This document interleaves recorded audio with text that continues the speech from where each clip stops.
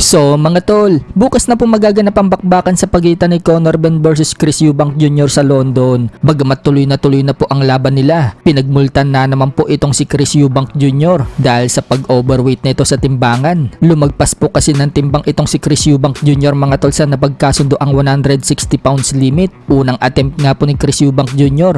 Tumimbang po siya ng 160.2 pounds. Muli pong sumalang si Eubank mga tol, ngunit bigo pa din po niya makuha ang timbang. Bumigat po siya ng 160.05 pounds. Habang si Conor Ben mga tol, napakadali lang po niya nakuha ang timbang. Bumigat po kasi siya ng 156.4 pounds. Grabe na nga po ang brutal na pagkat ng timbang na ginawa ni Chris Eubank Jr. Nakuha pa nga po na itong magbalot sa plastic pero hindi pa din po niya nakuha ang timbang. Dahil sa pag-overweight ni Chris Eubank mga tol, pinagmulta po siya ng $500,000 US dollars. Yan na po ang pangalawang pagmumulta sa kanya. Matatandaan kasi mga tol na nagmulta din po si Chris Eubank Jr. ng $100,000 US dollars dahil sa pagsampal nito kay Conor Ben ng itlog noong nag-face off sila dati. So hindi nga din po pwedeng lumagpas ng 170 pounds na timbang si Chris Eubank Jr. bago ang laban dahil panibagong multa na naman daw yan. Kaya pigang-piga talaga ngayon si Chris Eubank Jr. mga tol.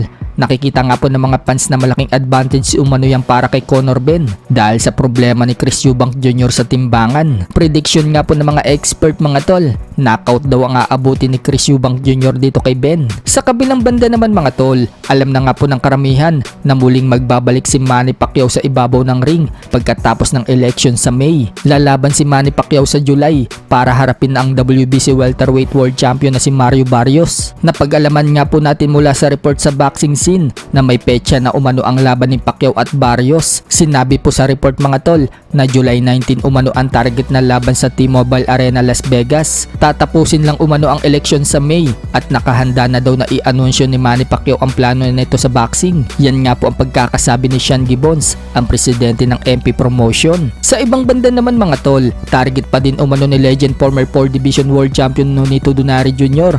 na makalaban si legend Roman Chocolatito Gonzalez. Hindi nga daw matuloy-tuloy ang negosasyon nila dahil gusto daw ng management ni Chocolatito na ang labanan nila ay ang WBO Junior Bantamweight World Champion na si Pumalili Capu na hindi naman daw maikasa ang laban. Wika nga po ng manager at asawa ni Nonito Donaire na si Rachel Donaire. Binigyan na daw ng basbas ni Akihiko Honda ng Tekken Boxing ang laban ng Donaire versus Chocolatito. Subalit yun nga mga tol, target daw ni Chocolatito ang kampiyon na si Capu. Kaya ngayon, parehas daw na stuck si Donaire at Chocolatito na walang laban. Pero umaasa pa din daw ang team Donaire mga tol na matuloy pa rin daw ang laban dito kay Chocolatito. Matatandaan na nabanggit din po ni Donaire sa ibang report na balak din niya labanan si WBC Bantamweight World Champion Junto Nakatani. So kung sino siguro ang malaking tsansa na maikasa ang laban, yun ang susunggaban ni Nonito Donaire Jr. Sa iba pang balita mga tol, bukas na po ang laban ni former Unified Super Bantamweight World Champion Marlon Tapales versus John Jet ng Indonesia.